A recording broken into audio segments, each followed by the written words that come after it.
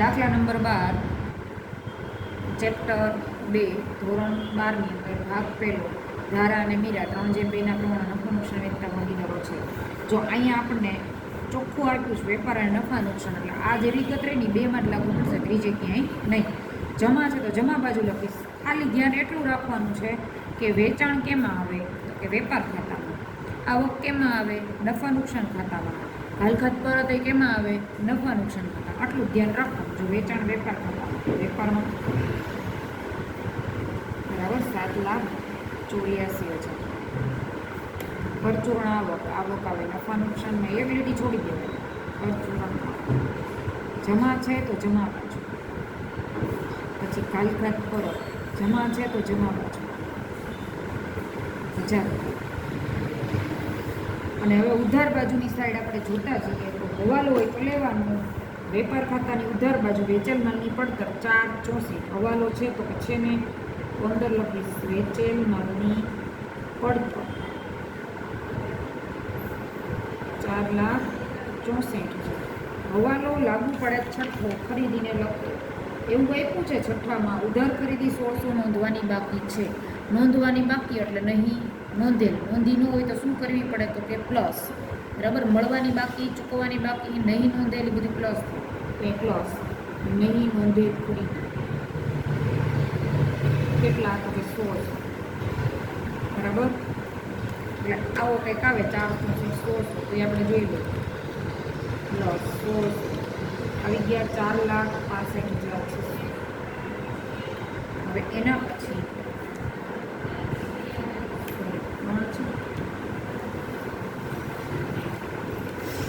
એના પછીની વાત કરીએ.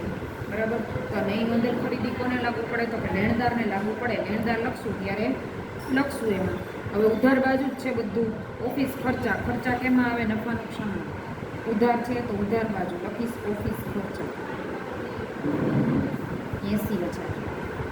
એના પછી શોરૂમનું ભાડું, તો શોરૂમનું ભાડું કોપી પેસ્ટ જ કરવાની છે. તમને એટલી ખબર હોવી જોઈએ કે વેપારમાં આવે કે નફા નુકસાનમાં, બીજું કાંઈ નહીં. 10,000. પેકિંગ ખર્ચા, ખર્ચા બધા મેં પહેલાં કીધું નફા નુકસાનની ઉધાર બાજુ અને ઉધાર જાય પાછું.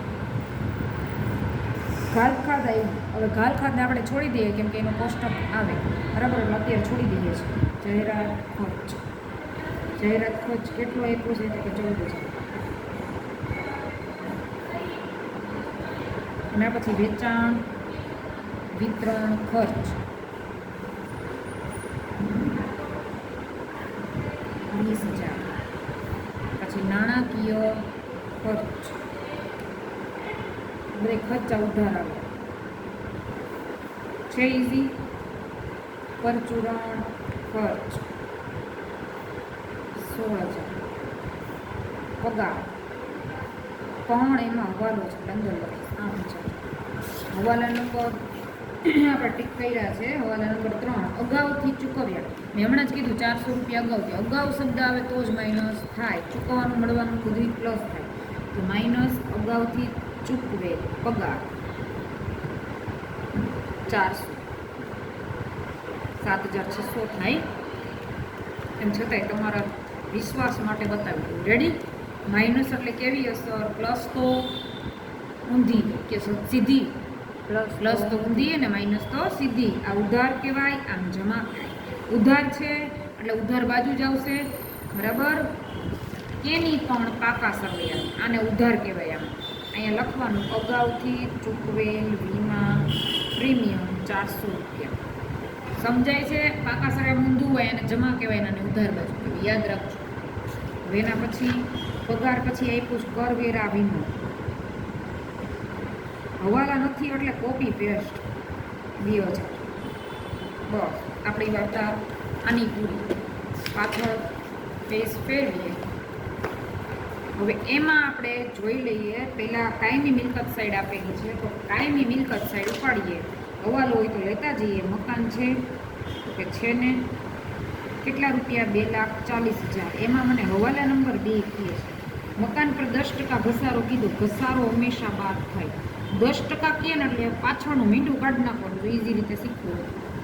બરાબર. 3 લાખ હોય તો 30,000 થઈ જાય, 2,40,000 હોય 24,000 થઈ જાય, એટલે 2,16,000 આવે. તમે જોઈ શકો છો. માઇનસ તો અહીંયા પણ સીધી અસર. ઉધાર છે તો ઉધાર બાજુ, આને નફા નુકસાન નથી લાગવું પડે, નફા નુકસાનને આ જ લાગવું પડે, યાદ રાખજો.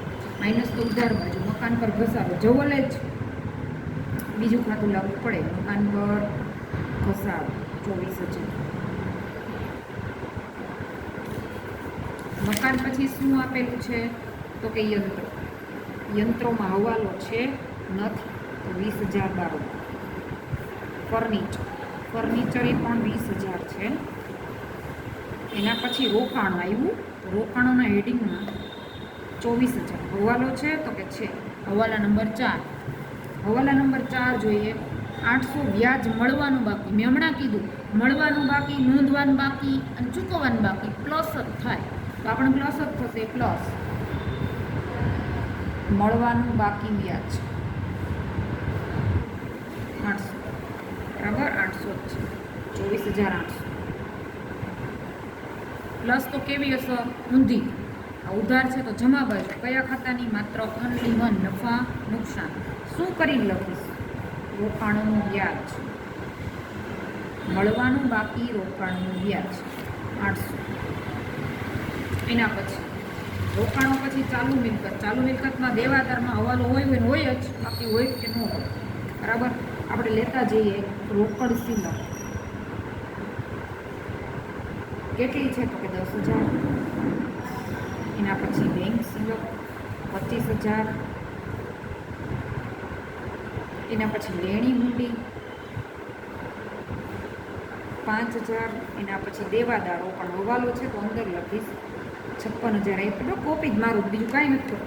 5મો હવાલો ઘાલખાદ અનામત ડાયરેક્ટ આપી તો માઇનસ જ થાય. હવાલાની ઘાલખાદ કે ઘાલખાદ અનામત. ઘાલખાદ અનામત હવાલાની કેટલા છે તો કે 1200. 56,000માંથી 1200 જાય 54,800. બરાબર. હવે તમે ઓલું કોષ્ટક જે કરતા, પેલી બે ઘાલખાદ, બીજી બે ઘાલખાદ અનામત, કા કા આ તો બધી શું થાય? પ્લસ છેલ્લી માઇનસ. આપણને કઈ આપેલી છે? કાચા સરવૈયાની શું આપેલી? હમણાં આપણે અહીંયા જે છોડેલી હતી શું છે જોઈ લઈએ. ઘાલખાદ કેટલી છે તો 8,000. તો એને કહેવાય ઘાલખાદ કહેવાય 8,000. કાચા સરવૈયા નથી આપી, માત્ર અનામત નથી આપી, ઘાલખાદ જ આપી છે. એટલે ઘાલખાદ કાચા સરવૈયાની 8,000. અનામત આપી છે હવાલાની ઘા 1200. તો ઘા 1200. આ બે શું થાય? કઈ નિશાની છે? પ્લસ 9200 થાય. એના પછી મૂડી આપી છે આપણને. મૂડી તો તમને ખબર જ છે, તમે જાણો છો. મૂડી ખાતાની જમા બાજુ લખાય. બા અલ્લાહ. જો આમાં ધ્યાન રાખજો, મૂડી ધારાની આપી છે ને 1,60,000. ધારામાં લખીશ મીરાની મૂડી અહીંયા આપી છે. આ ખાસ જોજો. ધારાની મૂડી અહીંયા છે, મીરાની મૂડી અહીંયા છે 1,20,000. આ સાઈડમાં જે પેન્સિલ લખ્યું છે ને રકમ બદલાવીને દાખલો આપ્યો એટલા માટે, બાકી સેમ કોપી દાખલો. ઉપાડ કઈ બાજુ આવે તો કે ઉધાર. જો એ માઇનસ છે ને, ઉધાર બાજુ આવે. ઉપાડ કેટલો છે તો કે 48,000. એ મૂડી ખાતાનું ઉધાર બાજુ લખીશ ઉપાડ. ધારાનો 48,000 અને મીરાબેનનો ઉપાડ કેટલો તો અહીંયા છે 24,000 છે. પણ એક હવાલો આપણે રહી ગયો, પહેલો હવાલો છે અહીં લીધું છે. મૂડી પર કેટલા ટકા કીધું છે મને? 5%.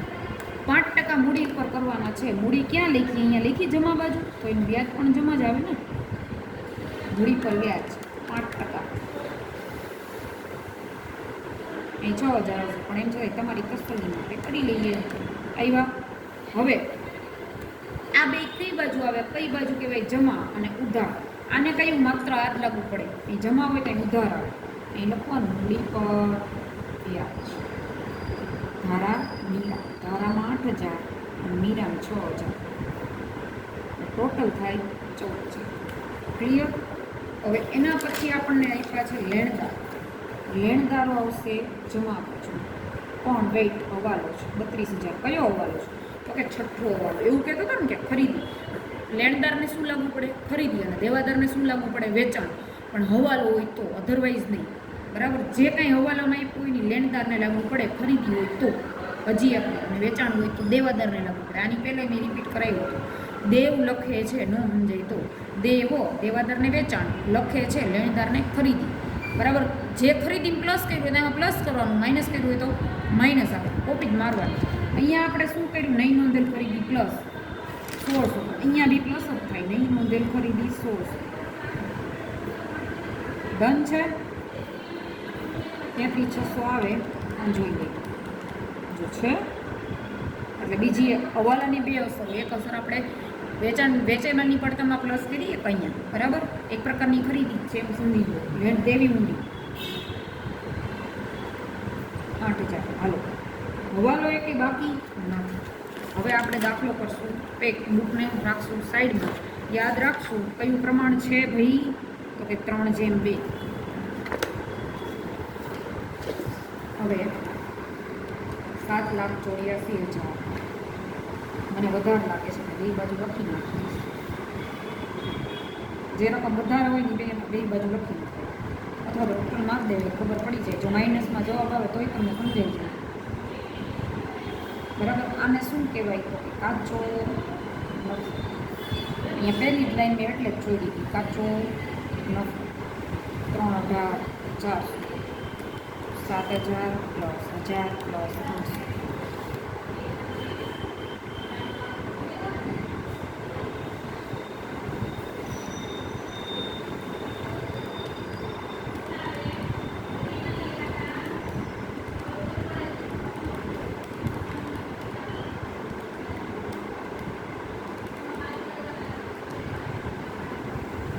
વિદ્યાર્થી મિત્રો આમ કરતાં માઇનસ થઈ જાય ને સમજી જવાનું કે આ બાજુ આવે છે વધારે ટોટલ, આ બાજુ છે ને આ બાજુ ઓછો ટોટલ છે. ટોટલ મારતા હોય અને આ રકમ કેવી થઈ જાય માઇનસ, તો સમજી જવાનું કે ઉધાર બાજુનો ટોટલ લાગશે, જમા બાજુ નહીં લાગે. ઉધાર બાજુ વધારે ટોટલ છે, ઉધાર બાજુ પહેલાં પાછો મારવો પડે. આને કહેવાય ચોખ્ખો નફો. ઉધાર છે તો અહીંયા જમા બાજુ લખીશ ચોખ્ખો નફો.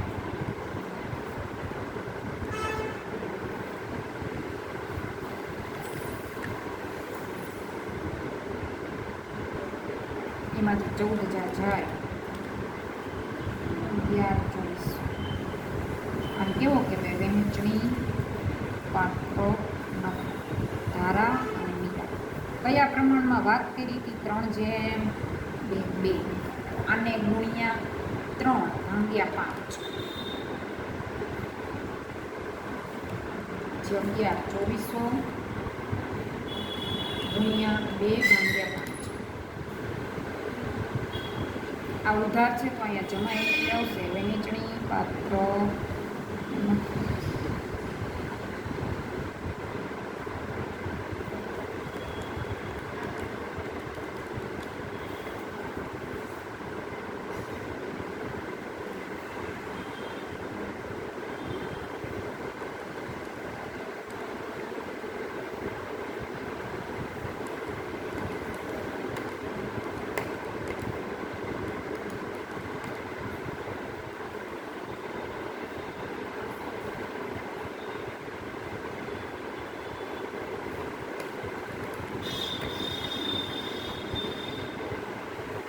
આમ શું કહેવાય?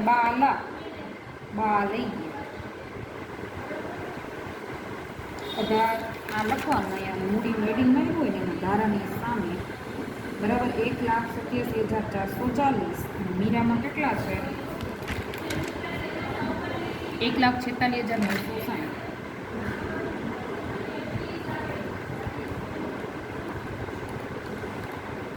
એટલે 3,36,400.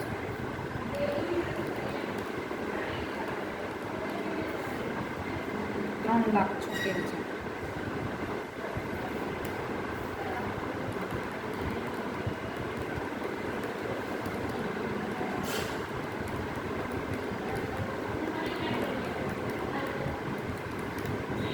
આવી જાય છે. બરાબર. બે બાજુ. Thank you. તમે જાતે પણ